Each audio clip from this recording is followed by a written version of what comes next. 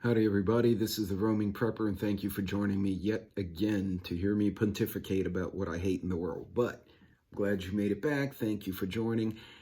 Don't forget to like and subscribe, and I normally premiere my Saturday sit reps if I don't do them live. In the event I don't make this live, which I probably won't because the farmers market is the day I will premiere this. Please leave your questions in the comments below the video, and you can just go and say hi in the comments. That works too. Helps the algorithm and whatever magic YouTube uses.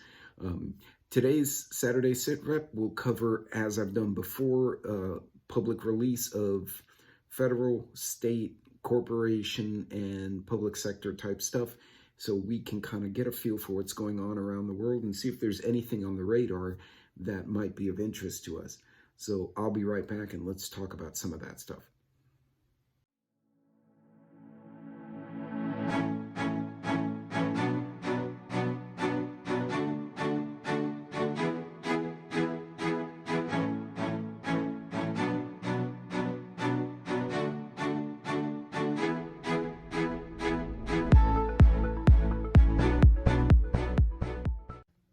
Welcome back, everyone, and thanks for joining me again. As I said before, don't forget to like and subscribe. And what I'll do is kind of what I did last time. I'm going to kind of try to keep this one as even keel and quick as I can. So this week's headlines, I'm going to start again going in alphabetical order, starting in Africa and then going around the continents.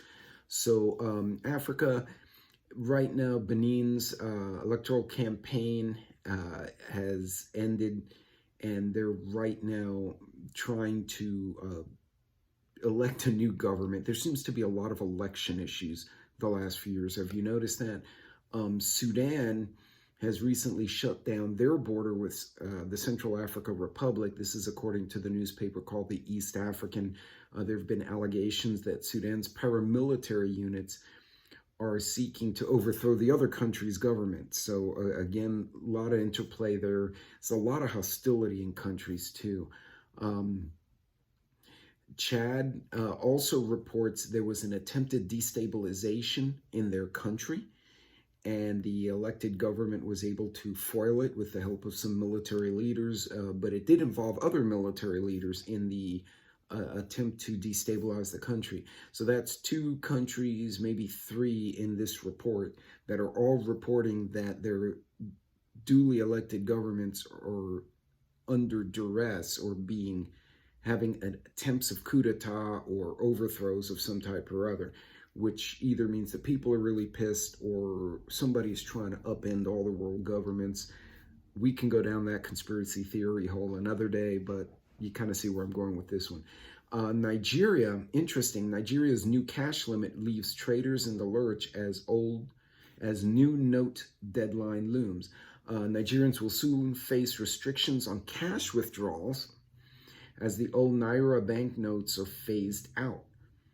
Authorities say the new measures will revive the economy, but small business owners say they will be hit hard. This is the DW, South Africa News on MSN.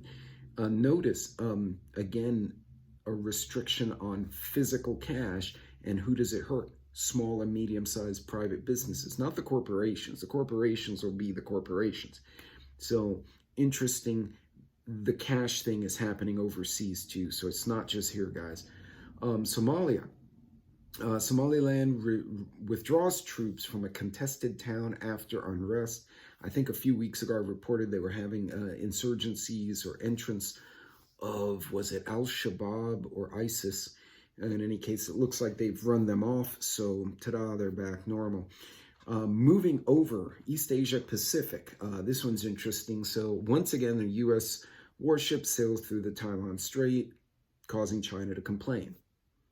They do this to each other every freaking 2 weeks. So, yeah, whatever. Indonesia president eyes a cabinet reshuffle. Political sources bet on a last major realignment of his government to complete programs ahead of elections in 2024. So Indonesia, a very large country, a very important economic country, also has elections the same year we do. Anyway, Uh, let's see, moving on from there. North Korean drone actually penetrated the no-fly zone around South Korea's presidential office.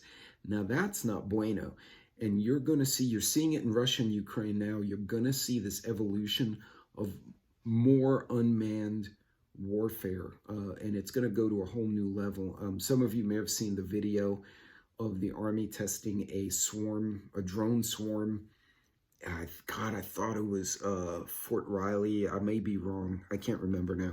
Anyway, it had to have been 100 drones in formation. They were changing formations, flying over the frickin' town. And they made a big circle with all their little lights on, and then they came back. I'm sure the teenagers and little kids thought it was cool. Parents were probably sitting there going, holy cow, what's that? But yeah, interesting that a North Korean drone penetrated a no-fly zone. They don't specify how big the drone was in the article. This is from the newspaper Yonhap, Yonhap. It's an online newspaper from that part of the world, but very interesting. So Europe's interesting too. Okay, so Austria. Officer shoots his own soldiers after dispute in Vienna barracks. An Austrian guard was killed by his superior in a shootout. The soldier had previously fired several shots with an assault rifle at their airfield barracks in Wiener Neustadt on Friday morning. This is from the Switzerland Times. So apparently a soldier was firing on a barracks, and one of the officers, apparently his commander, shot him down, which I guess he didn't have a hell of a lot of choice in. But it's weird to see soldiers randomly coming unhinged. Keep in mind, for those of you unfamiliar with the layout of Europe, Austria is right next to, used to be the last country before you hit the Soviet Union. Germany was split, the Berlin Wall, and Austria was just to the southwest of that. And next to it was Hungary and Croatia, which were communist countries. So if something pops off, Austria is going to be in the crosshairs really fast, probably even faster than Germany. Speaking of Germany, Russia, Ukraine, Germany is giving, and the U.S. are, as we all know, giving Patriot missile systems and what they're calling light tanks, but they clarify in the article that light tank is really an armored APC, an armored personnel carrier or fighting vehicle, configured accordingly. The Euronews is reporting this one. This includes a batch of U.S. Bradley fighting vehicles, Patriots, and the German, it's called a Leopard Puff. I forgot what it's called. It's basically a six-wheeled light armored tank with a massive 105 millimeter cannon on it. Much like our Bradleys, it's not tracked like a Bradley. It's a six-wheel vehicle. And much like the American Bradley, can go 50 to 60 miles an hour, or at least that's the textbook. It may go faster. Those tanks are designed to approach the enemy line, find a target, shoot the crap out of the target, and run away quickly before real tanks show up and blow them up. And because they're so fast, they have countermeasures for incoming artillery and rockets. It makes them a real pain in the ass to battle with. And the Russian tanks don't seem to be performing well against things like javelins right now. So I don't know if having Bradleys and those German Panzerpuffs, whatever they're called, with tow missiles on them is going to make them any happier. The Ukrainians seem quite happy. A lot of these vehicles are actually in our inventory already. They're surplus or they're on the docket to be retired, so they're refurbing them and kicking them over to the Ukrainians. So we'll see where that goes. As much as I am not a fan of giving all our money to other countries, I do not want an emboldened Eastern enemy to come charging across Ukraine and then decide, oh, guess what? We're going to just go and beat up Estonia and Latvia because that's going to get ugly. And Poland's just looking to have a fight right now, so because they're still pissed about 1944. In any case, that's going to be interesting because that's going to change the dynamic of the armored warfare, especially now that the ground will start getting frozen soon. Surprisingly, it's a warmer winter than expected, so Putin was not able to maximize the effect of tearing up the electrical grid because it's not that cold. It's not that cold over there, and so the people aren't pulling as much power. So we'll see where this goes. This will be very interesting. Further in the war zone, Ukraine finds evidence of sexual crimes and nudity, which is to be expected in a war zone. These things happen. I don't condone them, but they do happen. Should also note that apparently Vlad's army has conscripted former convicts, and you don't know what you're going to get there. You're going to get a mixed bag of weirdness, and it's significantly possible that they've got rapists and pedos and murderers and all sorts of stuff in those ranks. Anyway, the Russian-Ukraine unilateral Russian, this is from France 24, unilateral Russian ceasefire ordered by President Putin has come into force along the entire front as of noon Moscow time. This would be today, Friday, the 6th of January of 23, in case you're watching this after the fact. Russian state television said the ceasefire, dismissed by Ukraine as an empty gesture, is an attempt to settle things down. I don't know if this is some geopolitical thing, or Russia's putting up a front, or Ukraine's putting up a front. Who the hell knows? Moving forward, Syria and Turkey actually are setting the guidelines for a peace discussion, which is a good sign. That'll hopefully settle that part of the world down. Their defense ministers met last week for high-level talk between the two foes since the Syrian civil war began in 2011. Turkey keeps getting dragged into it, and while they're at it, Turkey also freezes the funds of pro-Kurdish party before their vote. So there's still a lot of things going on. If Turkey and Syria can find some kind of truce, that would help settle that part of the world down. That would be a good thing. Still very unstable in the European continent. So, and I'm afraid it's going to get worse. I believe it was New York Prepper was pointing out a few things in one of his more recent videos. For the life of me, sorry, Greg, I can't remember which one it was. But yeah, it's important to watch that, because if it screws up the European economy, it will come to us. It'll come to Canada and the US. So keep in mind. Okay, moving to the Middle East, now that we hit Turkey and Syria. Egypt's pound sees the largest single-day fall since the IMF deal. The Egyptian pound, their dollar, the pound currency, tumbled on Wednesday in its largest single-day slide since the cash-strapped nation agreed to $3 billion IMF deal in mid-December. Again, if everyone's in debt, somebody has to have the money. Who the hell has the money? How can all the countries be in debt? If you have country A and country B, and they're the only two countries in the world, this one's in debt. Who the hell's he in debt to? He has to be in this one. If both of them are in debt, who the hell has the money? We all know who has the money, but we won't go there today. But in any case, Egyptian currency being devalued. I lost track of where I was reading here. Okay, building collapse in northern Iraq kills 3. This is Associated Press, as was the Egyptian currency. Those both AP news. Building under construction collapsed in Mosul, killing 3. So it looks like a construction accident. Israel, new Arab allies are facing a quandary. Israel's last election went far right, and they're having to try to figure out how to balance the Palestinian situation with their new alliances, and hoping that the Israelis will meet them part way.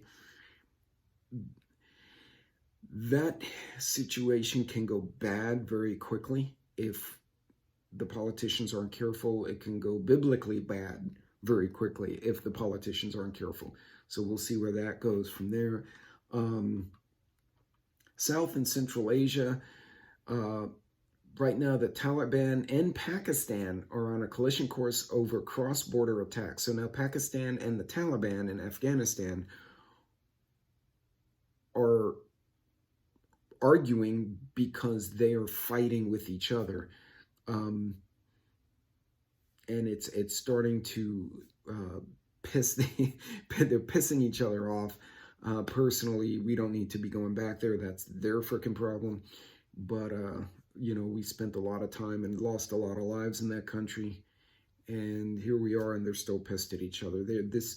These battles have been going on for 2,000-3,000 years. The US of A or NATO or Russia are not going to go in there and change it. And all three have been in Afghanistan. Remember that. India, residents of Josama town in Yahoo News, demanding evacuations and rehabilitations after large cracks appeared in their homes. Apparently, it looks like construction fraud. Some company was paid to build a bunch of houses, and now they're failing, and people are pissed. So, exciting news there. Western Hemisphere, this is interesting. So you've probably seen it on the news, but I'll reiterate. The Mexican government went after El Chapo's son, Ovidio Guzman, who's the son of El Chapo. They actually caught the fucking guy. And upon catching him, basically it broke out into an absolute localized civil war in the area of, looking for Sinaloa area. So Michoacan, I believe, is the city. Among various reports, these are all from Reuters, Mexican passenger plane got caught in a crossfire. It actually got hit by bullets. This plane was on the runway about to take off. The pilots and the passengers all had to duck as bullets whizzed around the plane. The cartels were shooting at both military and civilian planes to prevent the Mexican government from flying him out of that area. They also attacked the prison to try to release their friends. They were driving technicals up and down the streets and getting into fights with the government Humvees and Bradleys. There were helicopters on both sides. And this is all happening now. And our president, in theory, is supposed to go there, I believe, next week to deal with the border situation. In the meantime, Mexico's army can't control that sector of the country. It's basically a breakaway province at this point.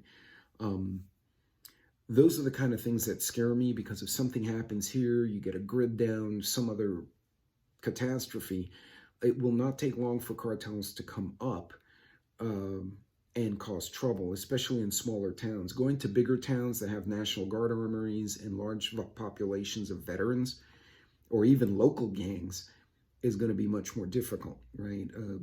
A 200,000-300,000 person size city can create its own militia very quickly, and it'll be a rather good sized militia. And, if they have some leadership, it can be very organized and dangerous. But I could see cartels just raiding towns like the days of old, the highwaymen. So that's always something concerning to see. Folks, that's about it for the news stories, that at least stuff of significance. There's some other stuff here that really is not worth bringing up. But I would remind everyone, keep an eye on this monetary instability. It's not just here. They're limiting cash withdrawals in a couple of countries. They're devaluing in a couple of countries. I mentioned a few of them in this in this video. It's a good time, if you can, budget in payments to get a little bit extra debt, get a little bit extra food, not get debt, but remove debt. Consolidate, keep your car running. If your vehicle needs repairs, don't put it off. In my mind, a couple of $100 spent on properly maintaining your vehicle or properly maintaining your house are just as valuable as a couple of $100 in food preps or pews or water. You need all these things. All we can do is to spread our money and budget it as best as we can, and make sure that the things we rely on, the house, the food, the vehicles, the firearms, whatever it may be, are in good shape, functional, and you have what you need to use them if you need them. Don't forget to practice with your equipment, the jackeries, the water filters. We had the water outage this week here in my town or in my city. So it was neat to have to go through everything, see what I had. It forced me to do an unexpected inventory, because usually I can get distracted with all the things I try to do. And it kind of forced me to focus on one thing, which I tell you guys to do, and then I struggle doing it. And it actually worked out well. It helped me kind of get my hands on what I had on my water preps.